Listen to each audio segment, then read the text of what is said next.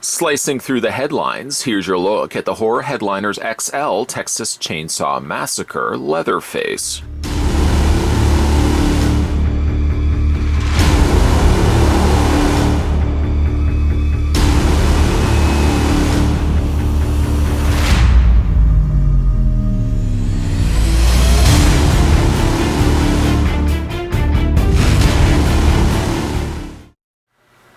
Horror Headliners XL captures the true essence and personality of Leatherface and the Texas Chainsaw Massacre.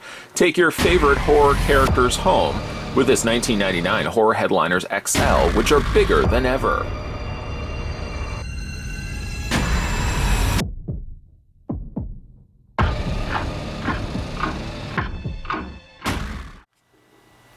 Of course, before we do anything, we have to figure out how tall Texas Chainsaw Massacre's Leatherface is from the Horror Headliners XL. Taking the Ultramesotron 5000 and visibly seeing the readout here, I can safely tell you guys, the viewing audience, that the Horror Headliners Leatherface stands 6.3 inches in height. And then that in centimeters, let me go ahead and do that right now to appease the mob, 16 centimeters exactly. And of course, I'm sure you guys will want some size comparisons. So there he is next to the first figure we had a look at, the Horror Headliners, Jason Voorhees.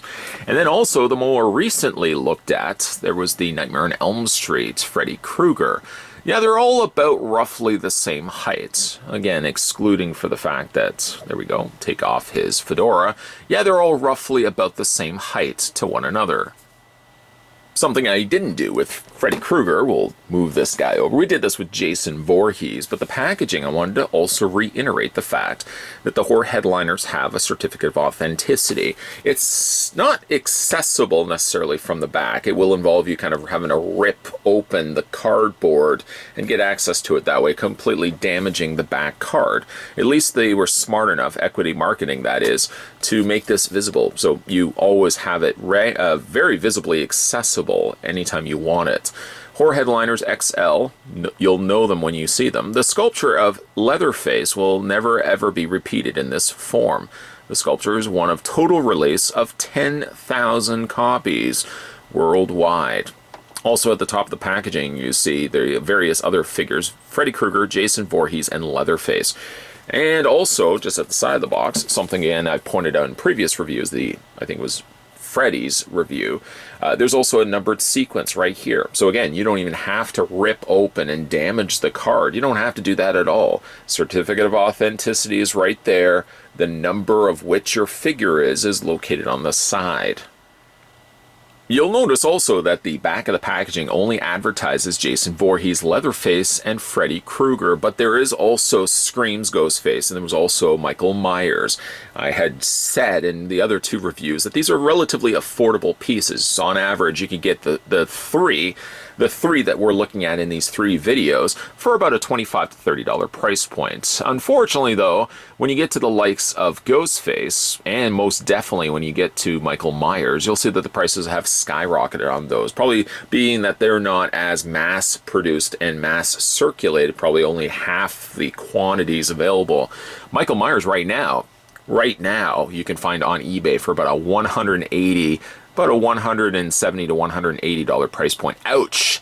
That's a spicy meatball. And as much as I like Michael Myers, I don't like him to the point of spending $180 to pick up, you know, a horror headliner version of him. And then the other releases of the horror headliner banner was 4 characters from Rocky Horror Picture Show, which again, I'm not a big Rocky Horror Picture fan, so probably won't be doing reviews of those anytime soon. Let's have a look at his trusty chainsaw as Leatherface's one sole accessory. It's a little jarring to see it in white. I don't recall ever seeing the chainsaw in white, and I might have just had a complete mental block not remembering that aspect of it, but I would almost even envision him more so wielding a yellow chainsaw as opposed to something that is white. To the credit, though, at least of the chainsaw, it's not as warped as Jason's machete. And I think the blood is handled a little bit better here. Sure, it still looks like somebody has taken MS Paint's spray can tool, But at least there is the little swooshy bloods, the little splash up bloods where he would have cut through somebody. So I'll give points and credit to Leatherface for that. A little bit of also blood there on the side, and a good generous amount dolloped and sprayed all over the handle and the side of the chainsaw. Now I will say though, getting this into his hand, I'm assuming from based on what my experience has been with this so far, there's only really one way to hold this. You can't quite hold it with this hand because obviously this hand can't quite reach it. I mean, I guess you could have it upside down. It's not really the way it's supposed to be, and then you could hook it on that way. I think it's actually supposed to be this way here. This clips onto the hand, and this sort of sits, kind of just rests very, very loosely into Leatherface's hand. And it stays there, but it doesn't stay very well at all. Sneezing or a good gush of wind, maybe if the cat walks in and out of the living room while you're holding this, enough of that current could probably knock the chainsaw out of his hand. Just saying. His display stand is about the same as what we saw with both Nightmare on Elm Street's Freddy Krueger and Friday the 13th's Jason Voorhees. That kind of cranberry red, rusted red coloring, and then his namesake is etched into it, Leatherface there. One thing I like though is at least they gave the flooring a little bit different of a treatment. With the Jason and the Freddy respectively, the color was the same as it was on the front. At least, though, for Leatherface, he's getting kind of a checkerboard black and white squared floor, and I like that. The blood also handled a little bit better on here as well. It doesn't look like he's got a little crafter's project on the side. Also, quite generously splattered blood all over him. He has been a busy fellow. I can certainly see that based on the vast amounts of blood, the high levels of blood that have been soaked all over his hand, soaked all over his shirt, and his apron, like his apron held all of that. It didn't cover most of the job that's splattered everywhere, but at least his apron caught some of it. Blood is very, very, like I said, generously dolloped all over his body, and most definitely all over his face as well. I like this head sculpt. Might say I even like it a little bit more than Freddy. Might say I like it a little bit less than Jason Voorhees. He might actually be my favorite of the three. Jason, that is. The eyes are done pretty decently enough. And a credit to a 20-year-old statue. I mean, this is 20 years old after all. They did put a little bit of reflection on his eye. 2 little dollops of white paint, granted, yes. But at least he's got a little bit of reflection happening in his eyes. His teeth are visible. Needs to probably go see a dentist post-haste, but I don't think that's the least of his problems, and certainly most definitely the least of his victims' problems. And he's also got the trademark stitching that has attached his several different layers of human flesh crafted together to make his mask, which is, again, really neat. There's the back of his head sculpt. There's the back of him. It's funny and ironic, really, that none of the blood makes any way of an appearance anywhere on his pants or anywhere on the back of his shirt. It's only on the front. That is some pretty magical blood, the fact it only stays on the front. I might find myself criticizing this one less, though criticizing really would be a harsh approach to, again, a 20-year-old sculpture. This one actually turned out rather well, even though his chainsaw doesn't stay in his hand to save anything, but still, it's a neat-looking headliner. And again, we'll bring in the other ones there as well. Here is the Freddy Krueger. We'll just kind of get his fedora fixed. Move back Leatherface just a little bit, try not to bang his chainsaw.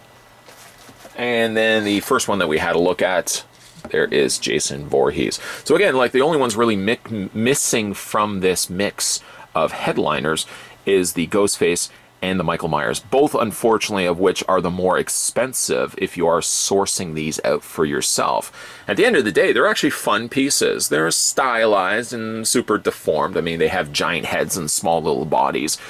Jason Voorhees probably is my favorite of the batch. I kind of like Leatherface, I think, a little bit more than Freddy Krueger. Freddy's head doesn't jive with me as much. But let me know down below in the comments section which you think is the best horror headliners from the 3 that we've had a look at. Though I don't frequent the conventions like I used to back in the day, These would also be strong contenders for what you would see and expect to find at horror conventions. Many different various merchant booths would probably have at least one or two of these. These are sort of those ones that you pass by and while you're looking at other things catching your attention. The horror headliners I always remembered as being those ones that are kind of just adding on to the shelf space, sort of filling in some of the opened areas where the larger, more interesting collectibles were sold. As a result, though, I just never got around to picking up these. Even when I saw these in the malls, the frequent times that I would see these, Leatherface being the one that stood out the most for me. I feel like I saw him the most of the horror headliners. Again, never drew enough interest in me to want to pick these up. Consider me a bit nostalgic, I suppose. I kind of wanted to go back and pick these up. I had picked these up a year or so ago and just, again, never got around to reviewing it. Kind of in the same really way that a lot of these dealer and merchant booths were selling these, and probably not likely selling them to any people taking interest in them. I just never took interest in getting around to reviewing these. These sort of sat in storage, sat in totes, till a few very nice viewers actually who commented enjoying watching my videos and had said, if you ever get around to reviewing the Horror Headliners XL, we'd love to see it. When then that, of course, sparked a memory inside my head that I really was rooted away, buried away, perhaps like some of the victims that Leatherface would cross paths with. And then I really remembered, oh, right, yeah, I've got the Horror Headliners. I should probably get around to reviewing it, which is basically where we are right now. At the time, I only picked up 3 of these, and probably I could see myself maybe picking up the Ghostface and the Michael Myers if the pricing on those become a little bit more dropped. As it stands right now, Michael Myers is sitting at around $180, and I think that's way too much for really what you're getting. But again, for die-hard horror collecting fans, maybe those are still something that you would want to add to your collection. I personally think $180 is too much, especially when I have to add another third of that buying here in Canada. Oh, right, yeah, the joys of buying in Canada. Either way, though, if you guys have ever picked these up for yourself, or maybe even ever remember seeing these for yourself, let me know your stories down below. I was like hearing from you guys how you stumbled across some of the collectibles and various different figures that we look at on this channel. Also, let me know down below what you guys thought your favorite horror headliner was of the 3 that we had a look at. FYI, though, I've never really been a big fan of the Rocky Horror Picture Show, so it's very, very unlikely I'll ever want to be picking up the 4 of those, which again are about the same price as these guys. Very moderate by comparisons to the Ghostface and the Michael Myers. Either way, though, today we were having a look at the horror headliners from 1999. What were you doing in 1999? I think actually I was finishing up high school and branching off into the real world. And that was just as scary as handling a psychopath with a chainsaw. But what were you also doing in 1999? You certainly weren't watching these videos, as I started this channel in 2009. Boy, time really flies, doesn't it? Before we know it, it's going to be year 2039. We're going to have like hovering cars, and we're going to have robotic dogs that are attacking people, and just science can be a deadly thing at times. But in the meantime, let's enjoy the moment for the now. If you guys are new to this channel, or longtime viewers, and don't let my fear of the future scare you away. If you are new to this channel and you haven't yet hit that subscribe button, why don't you do that right now? Make this a goal for yourself, at least a daily goal. You can run downstairs, run out to the neighborhood block and say, I just subscribed to the review spot. Yeah. And everybody's like, is this guy new? Did he just move into the neighborhood?